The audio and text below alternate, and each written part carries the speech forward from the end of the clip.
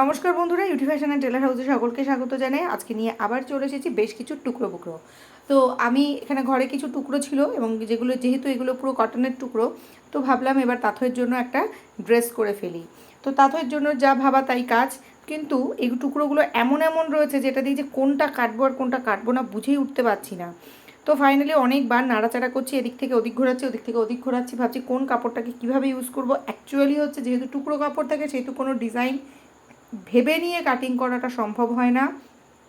Cutting করতে করতে ভাবতে হয় যে কাপড় যেটুকু আছে সেটুকু দিয়ে ঠিক কী করা যায়, এক্স্যাক্টলি কী করা যেতে পারে।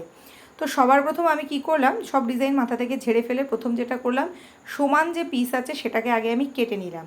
তো এখানে যে দুটো টুকরো ছিল সেগুলোকে একদম পুরো সমান করে আমি কেটে নিচ্ছি।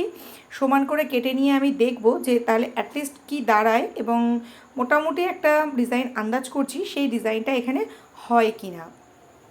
তো এই ডিজাইনটা অ্যাকচুয়ালি করতে অনেকটাই কাপড় লাগে। তো আমি এখানে মোটামুটি দেখছি কত দূর কি আসে। তো এরকম আমার এটা ডাবলে আছে, এটাও ডাবলে আছে।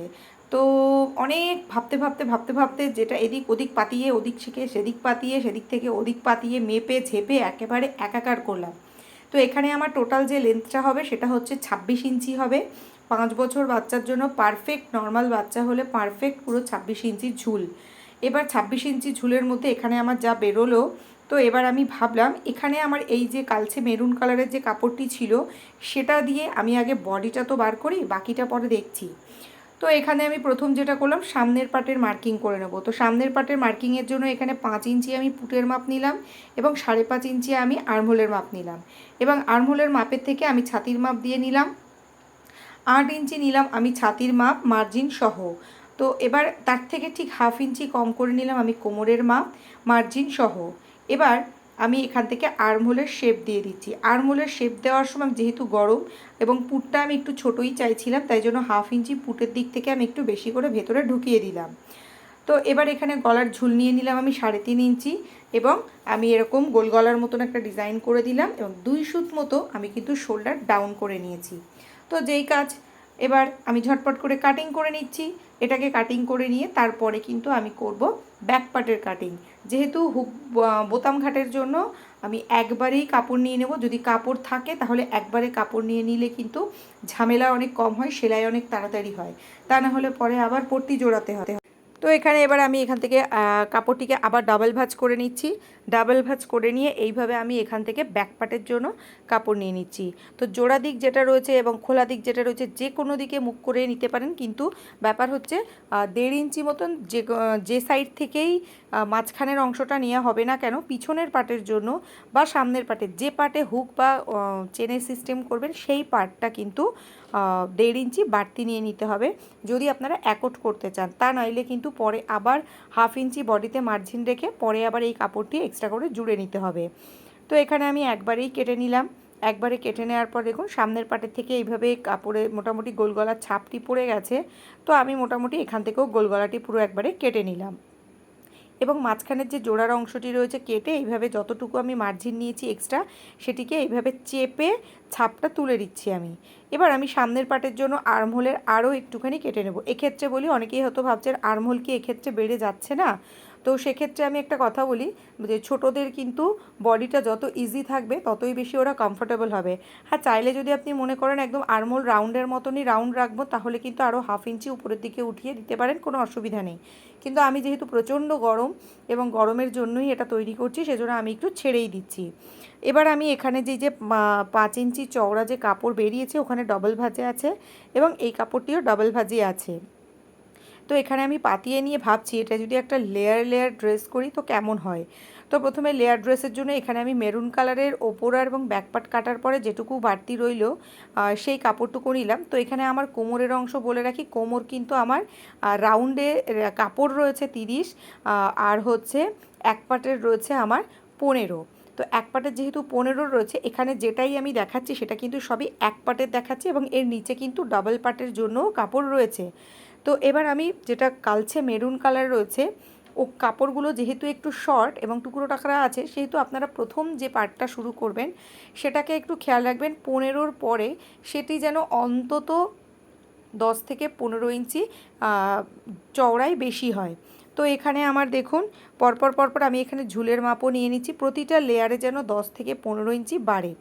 তো প্রথম যে লেয়ারটা আছে সেটাতে আমি 10 ইঞ্চি মানে 15 আর 10 25, আর সেকেন্ড লেয়ার যেটা রয়েছে সেটা হচ্ছে আমি রেখেছি 35, আর থার্ড যে লেয়ারটা রয়েছে সেই লেয়ারটায় আমি রেখেছি ওখানে 50, সরি 35।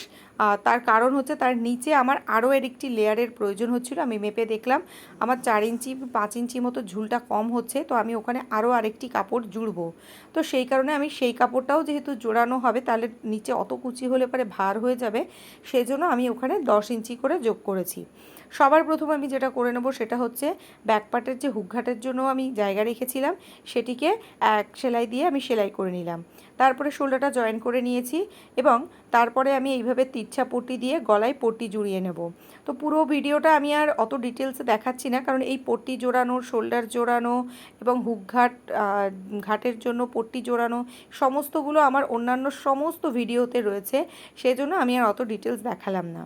এবার যে আমি লেয়ার অনুযায়ী কাপড় কেটে নিয়েছিলাম, সবার প্রথম যে লেয়ার রয়েছে সেই লেয়ারে আমি এইভাবে দেখুন, আমি প্রথমেই দেখিয়েছি মেশিনে, কিন্তু আমি একদম প্রথমেই যখন আমি ফিতে তৈরি করে নিয়েছিলাম সেখানে যে মেশিনের যেটা টেনশন রয়েছে সেটাকে 5 করে দিয়েছি এবং যেটা কান রয়েছে সেটাকে আমি অনেকটা টাইট করে দিয়েছি।